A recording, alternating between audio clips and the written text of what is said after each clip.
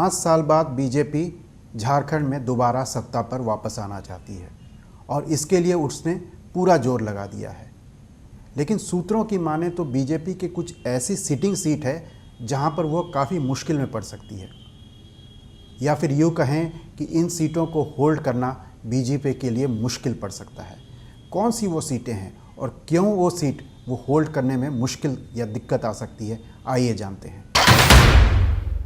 तोरपा।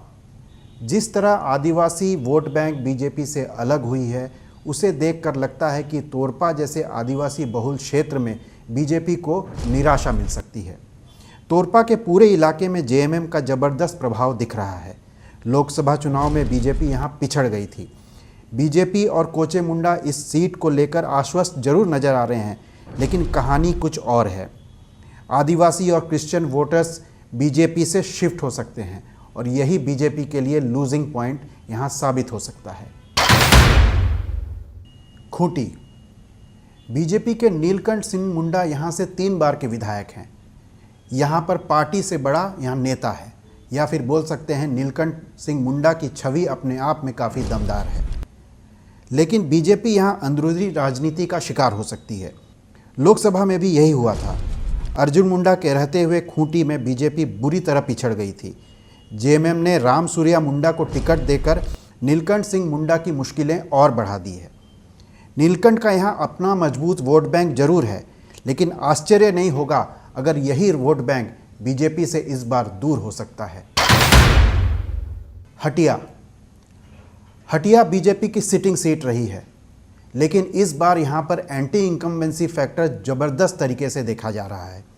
हटिया कांग्रेस की पुरानी सीट रही है, लेकिन नवीन यहाँ 3 बार से विधायक हैं और यही शायद उनके खिलाफ जा रही है।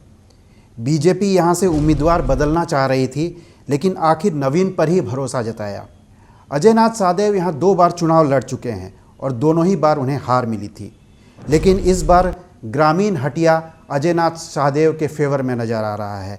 ऐसे में जनता इस बार बदलाव के मूड में देख रही है।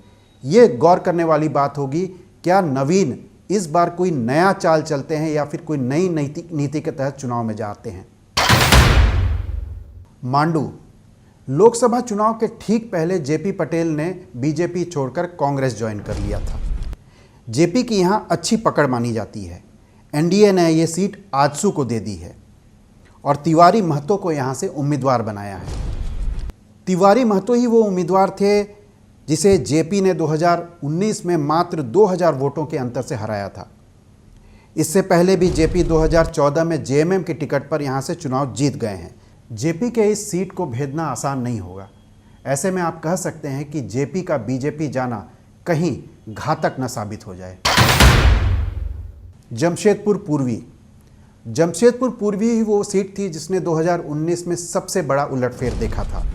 2024 में यहाँ की राजनीति एक बार फिर रघुवर के इर्द गिर्द ही घूम रही है।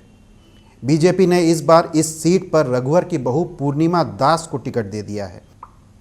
बीजेपी कैडर में इसको लेकर काफ़ी नाराज़गी है, जिसका सीधा असर रघुवर के वोट बैंक पर पड़ सकता है। बीजेपी के इसी कैडर से कुछ निर्दलीय प्रत्याशी भी मैदान में हैं, जिसका सीधा असर पूर्णिमा के वोट बैंक पर पड़ेगा। 2019 को छोड़ दें तो जमशेदपुर पूर्वी हमेशा से रघुवर का गढ़ रहा है, लेकिन शायद बीजेपी यहां उम्मीदवारी को लेकर गलत दांव खेल गई है। कांग्रेस ने अजय कुमार को सामने लाकर रघुवर कैंप को सीधा निशाना बनाया है। ऐसे में बीजेपी के लिए यह सीट थोड़ी टफ मानी जा रही है। इन सीटों के अलावा रांची, चंदनक्यारी और राजमहल जैसी सीटें हैं जहां पर बीजेपी संघर्ष करती नजर आ रही है।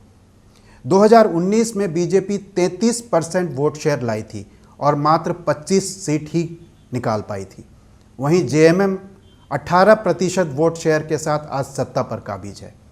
राजनीति का ही ये खेल है जिसे 2024 में भी देखने की उम्मीद है।